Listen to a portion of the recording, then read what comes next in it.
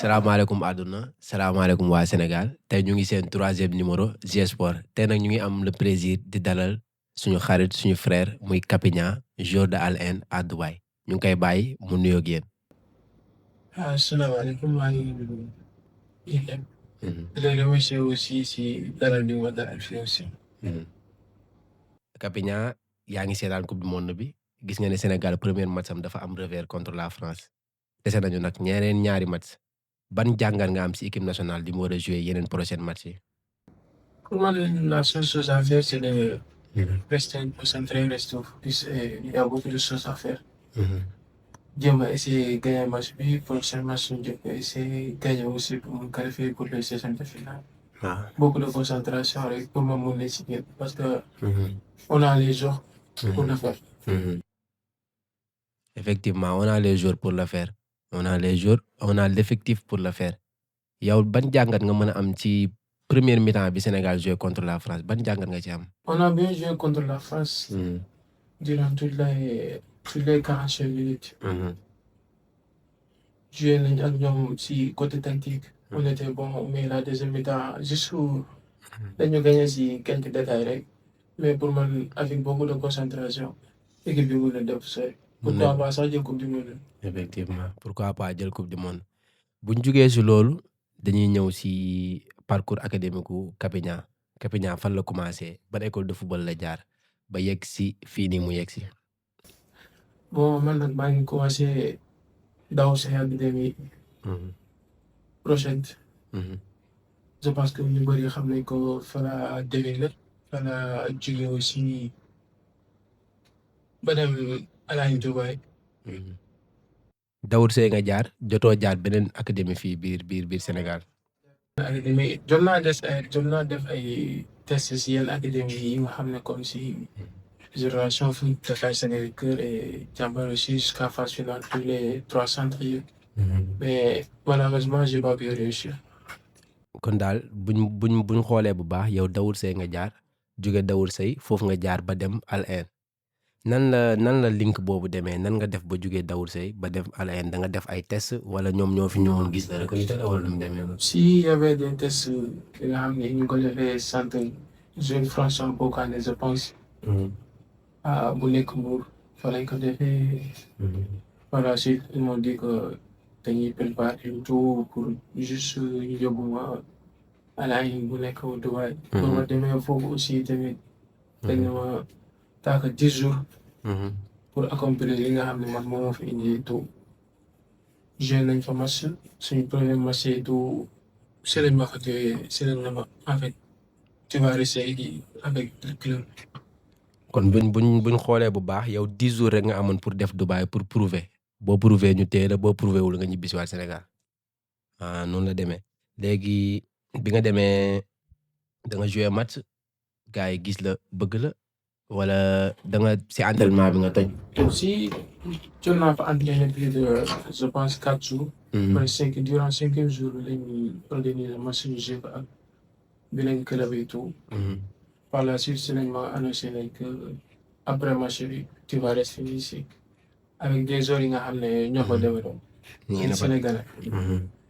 lan moo nekkoon sa réaction biñ la waxee ne instant da ngay toog biir Al Ain ñoom dañ décider nañ la téye pour signer la lan moo nekkoon sa réaction. J'étais content comme beaucoup de joueurs yi nga xam ne beaucoup de gamins yi nga xam ne seen rêve mooy juste que être dans un club signer contrat professionnel et tout j'étais content mais pour man je peux bien faire dans l'avenir inchallah. effectivement mën nañ ñëwaat ci intégration bi nan la demee ndax xam nga ne football Sénégal ak football à l'étranger doonul benn nan la intégration bi demee diggante ak intégration bi ban différence la am fii ak foofu noonu. Pour moi y a pas de différence. Comme si que nga jël benn joueur bu jógee Jàmbaar wala Dakar Sacré-Cœur wala si académie yéen yi fii parce que Sénégal tamit dañuy football aussi. On a beaucoup de talents yi nga xam ne ñu ngi fii. fépp fu mu di dem rek pour man en fait dinañ adapté wu adaptation bu gaaw mais y a pas de différence pour moi. amul différence mais footballistiquement parlant est-ce que jeu bi am fii nii moo am foofu noonu. wala am na différence man footballistiquement parlant et tactiquement aussi c'est un peu différent. ñoom ñoo gën a ils sont plus tactiques wala. Je peux dire ils sont plus tactiques. Nous aussi on est tactique mais à l'étranger ils sont plus tactiques que nous. Effectivement.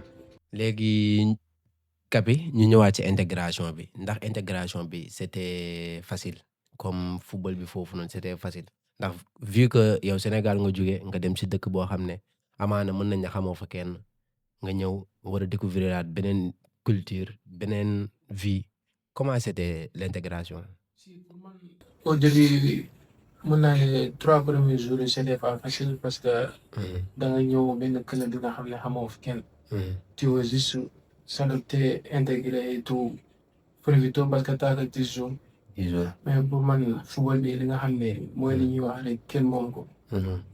Si t'as le talent et fekk aussi ragaloo dara bu nga teel a adopté. mën nga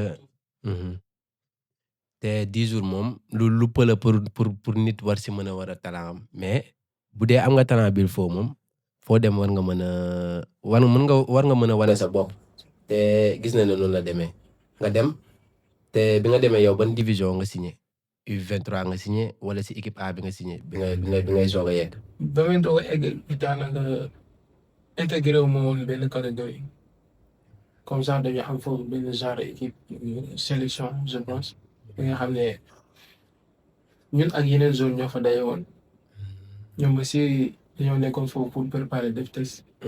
si la ñu boole ñoo doon entraîner suñu biir et tout durant tous les 4 jours 5e jour bi aussi équipe boobu lañ jël ñu dem jouer match.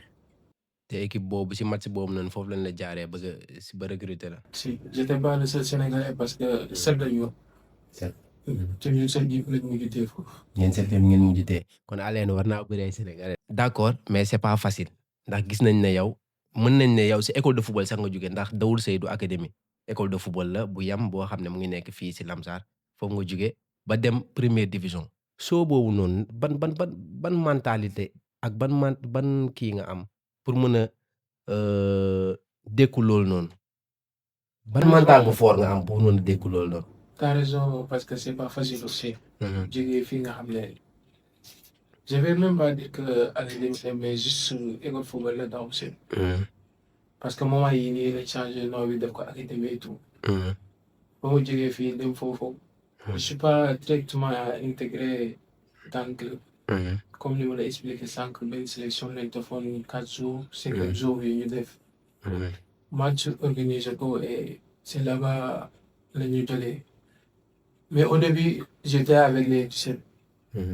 U17 laa nekk loolu. U17 yi nga doon joué. sama premier championnat. première année bi ma fay dem joué wu ma parce que j'avais pas la carte FIFA comme genre pour certifier que ni tu vas jouer cette année ou. mën nga ñëwaatal si loolu noonu nga dem def ay tests réussir dem sa première année ñu ne la doo jouer ndax amoo carte FIFA ak loolu nan la demee. c'était pas facile aussi. parce que pour que cela foog say parents ñëw foofu noonu. par la suite si lañ invité sama papa mu ñëw mu def fa 10 jours. par la suite si la rentrée si beneen année bi. la carte bi génn si la commencé jouer championnat avec les U17. si nga commencé jouer avec les U17 léegi club bi moom moo jëloon en charge comme ça voyage papa indi ko fële nu mu tuddati Dubaï pour ñu defal la carte visite bi wala affaire bi nu mu demee. si c'est comme ça. club bi moom moo géré loolu. moo géré loolu yëpp jël sa papa indi ko pour ñu defal la carte FIFA ndax nga mën a jouer. c'était pas facile. gis nañ ne championnat Dubaï joueurs yi fa dem yëpp dañ naan ñii xaalis lañ dem wuti ji yow loolu ban appréciation nga ci am. si du ma ko weddi ba pare aussi dinaa wax quelque chose. pour man seul joueur bi nga xam ne moom moo nekk foofu moom moo xam la moo ko yóbbu. la moo ko fi téye. pour man joueur yi nga xam ne ñoom ñoo nekk foofu ñi nga xam ne en fait. ñoo ngi seen fin de carrière. ñoom pour man ñoom la ñu war a wax loolu. mais y a des joueurs yi nga xam ne en fait leur rêve c'est de quitter là-bas. de quitter là-bas. ndax vu que yow sa début de carrière foofu boobu nga demee Al Ain dem Dubaï. kon cela veut dire que yow say rêve mu ngi ci 4 grands championnats yi. si mon rêve c'est de rejoindre l'Europe. rejoindre. l'Europe. ban mooy sa club de cœur. Milan. kon instant yi sa rêve nekk na dem jouer ji Milan. gis nañ ne championnat Dubaï bi instant yi mu ngi am tuuti ampleur gars yi ñu ngi leen di suivre est-ce que am nga possibilité dajeeg foofu ay joueurs sénégalais yoo xam ne mës nañoo ñëw équipe nationale wala seen tour egg na fenn fi. Si je pense que la seule chance bi ma am day benn jeune bi nga xam ne mi ngi woon équipe nationale d'ailleurs sax jëloon na CAN 2025 avec l'équipe A du Sénégal mooy milieu de terrain bi damay fàtte tur bi. milieu de terrain ñëwoon na équipe nationale. ñëw na équipe nationale moo jëloon CAN Moustapha Nam. mais j'ai pas joué contre lui daanaka match boobu noonu j'étais en haut convoqué woon nañ ma mais maa ngi wul ci kaw tribune bi. kon mën nañu wax ne la plupart équipe A bu la convoqué tu joues pas. non je joue pas la plupart parce que pour man en fait ils ne donnent pas de favori aux jeunes. La seule priorité c'est de donner du temps de jeu aux grands mais pas aux petits. te yow am nga rêve te am nga talent yi nga xam ne war ngaa mën a jouer biir équipe A. Parce et je crois aussi. effectivement bu ñu weesoo si loolu est-ce que yow déjà yaa ngi am ay touches pour jéem a vu que yow sa rêve instant dafa nekk quitter foofu noonu ñëw si yeneen club yi nga xam ne ñu ngi si 4 grands championnats yi est-ce que instant yaa ngi am ay touches pour côté boobu noonu. si côté boobu noonu du ma si xóotal parce que c'est pas encore arrivé j'ai des touches et je pense que inchallah ça va venir. yàlla baax na parce que bu dee talent bi rek mën nañ ne mu ngi ci yow bu dee football bi mu ngi ci yow. vu que tamit sénégalais nga xam naa ne am nga ay ambition pour ñëw équipe nationale est-ce que jot nga aussi jaar si équipe nationale petite catégorie. non je n'ai jamais joué avec l'équipe nationale. petite catégorie. petite catégorie mosoo si jaar benn. non. mais am ngay ambition pour ñëw équipe A. loolu bokk na aussi si li nga xam ne moom laa gën a bëgg ça fait partie. est-ce que mën nañ xam Capignan ban type de joueur la. man ni may xoolee sama bopp mooy que en fait j'ai la percussion. la vitesse. dribble je peux marquer aussi. am nga percussion am nga vitesse am nga dribble bi war. kon mën nañ xam Capignan kan mooy joueur préféré. Raphaël Leao mooy sama joueur préféré. Raphaël Leao. yow lan ngay gis si Raphaël Leao di ko gis si yow ba nga gis ne yow Raphaël Leao mooy sa joueur préféré. pour man il a tout mooy que am na vitesse am na percussion. il peut dribbler il peut marquer aussi il peut tout faire sur un terrain su fekkee ni bëgg na en fait. waaw bu bëggee. waaw moom day reetaan rek mais bu bëggee def li muy def moom kenn mënu koo tere def li muy def. si bu ñëwaatee si sa saison Capignan ren ñaata but la am ak ñaata passe décisive la am. saison ren bi avec les 23 j'ai 11 buts et 5 passes décisives. 11 buts et 5 passes décisives si. te mën nañ xam U23 yi ren ban position ngeen am ci championnat bi. ban classement ngeen occupé ci championnat bi. année bi ñoo jël championnat bi. avec les U23.